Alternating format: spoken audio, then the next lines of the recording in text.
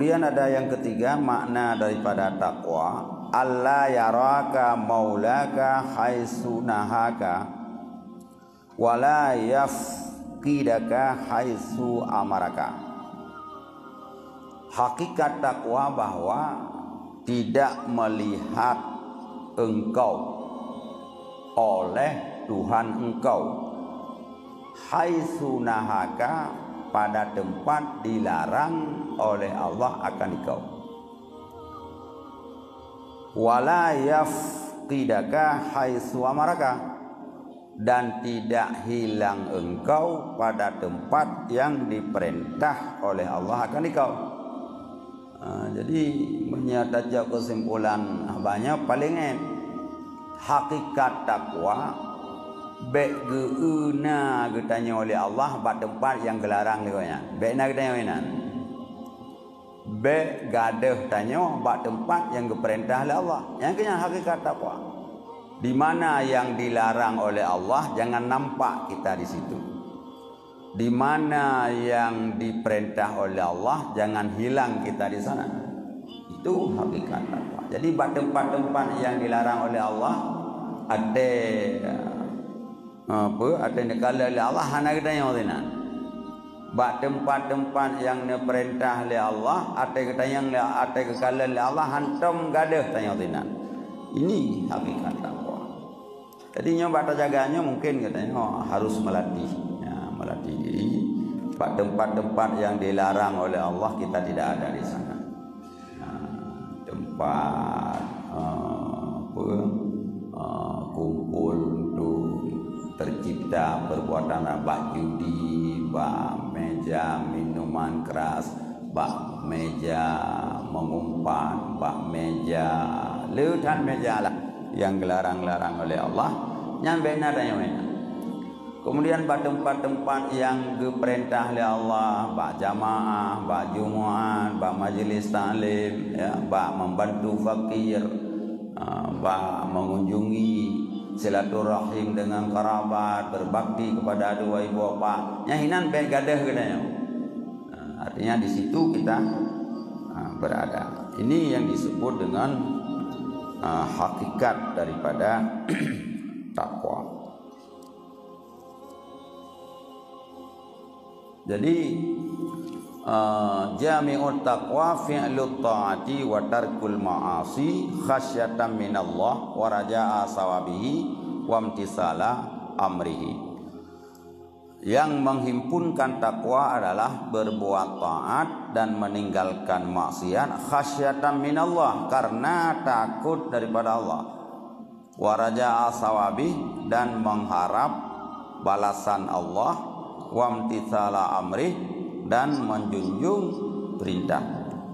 Jadi nyan tapu sapat taat, tinggal maksiat karena ia ke Allah, bukan karena ia ke manusia.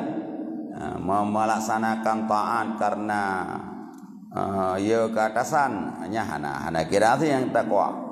Meninggalkan maksiat karena malu dengan orang, itu tidak termasuk daripada takwa. Kemudian ada lagi makna daripada takwa. Dia tetap sapan tu, ada kesimpulan tu pekiban takwa. Kata Ibnu Umar, at-taqwa alla tara nafsaka khairan min ahadin. Ini lebih halus lagi. Takwa adalah bahwa jangan engkau lihat dirimu itu lebih baik dari orang lain. Ya, jadi bekna anggapan tanyo lebih baik dari kau. Ya, bekna anggapan getanyo be ate takalan urang takun haza ana khairun minhu, saya lebih bagus dari dia. Lu lebih gerakai dari ji, lu lebih letaan dari ji, lu lebih sosial dari ji. Nyan bekna lah dia. Tapi bagaimana juga al-muttaqi huwallazi yaqulu likulli man ra'a hadza khairun minni. Orang yang takwa itu adalah orang yang mengatakan untuk orang yang dia lihat, dia lebih baik dari saya. Ya, dia lebih baik dari itu. Sehingga dalam kitab Syarah Hikam disebut di sini, kalau kita ketemu dengan orang tua, kita menganggap dia lebih baik dari kita. Kenapa? Karena dia sudah banyak ibadahnya kepada Allah. Ikutnya angkat doa. Ya. Tapi hana kesemayang. Nyan kun hana kesemayang nyan suudan tanya pokoknya. Ya, nyan gak anggap katanya buruk sangka. Ya. Kepodak kun kok nyan hana kesemayang. Ya. Dike katanya hana kesemayang. Kalau ketemu dengan orang yang lebih muda dari kita juga seperti itu. Dia lebih baik dari saya. Kenapa? Karena dia belum banyak dosa. Saya lebih tua, saya lebih banyak dosa. Ya. Kalau ketemu dengan sebaya juga seperti demikian. Dia lebih baik dari saya.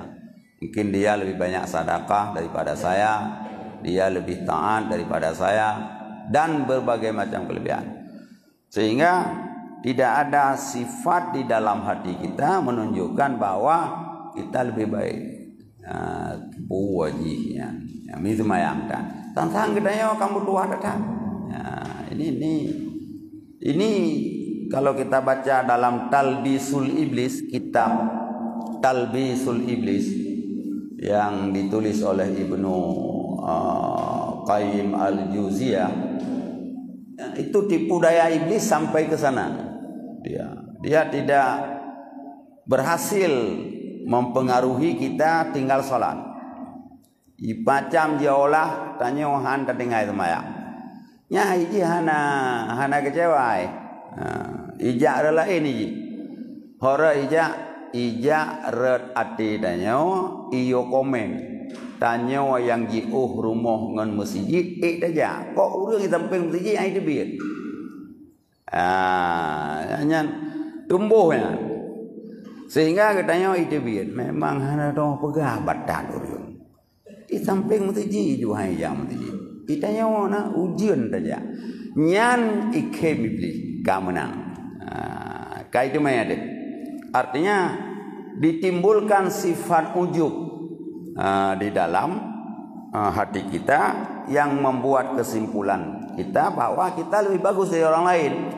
Kita lebih banyak ibadah daripada orang lain. Padahal kita tidak teringat apakah orang lain sakit, apakah orang lain menunggu orang sakit, apakah orang lain tidak bisa meninggalkan anaknya yang kecilnya. Anak curiga dengan yang tak curiga, tanya yang jauh rumah saja, urangnya sampai rumah itu biar kecukup batat urangnya kesimpulan tanya. Inilah tembusan iblis yang gekun talbis, tipu daya iblis bagi ahli ibadah. Bagi orang ahli ibadah ditiperet na. Bagi orang yang hana ahli ibadah itiperet singah mantang waten dia tertaubat singah nyarana itipe. Mungkin hari-hari lain bisa kita baca kitab Talbisul Iblis itu yang sangat berbahaya di dalam memperdayakan kita hamba Allah.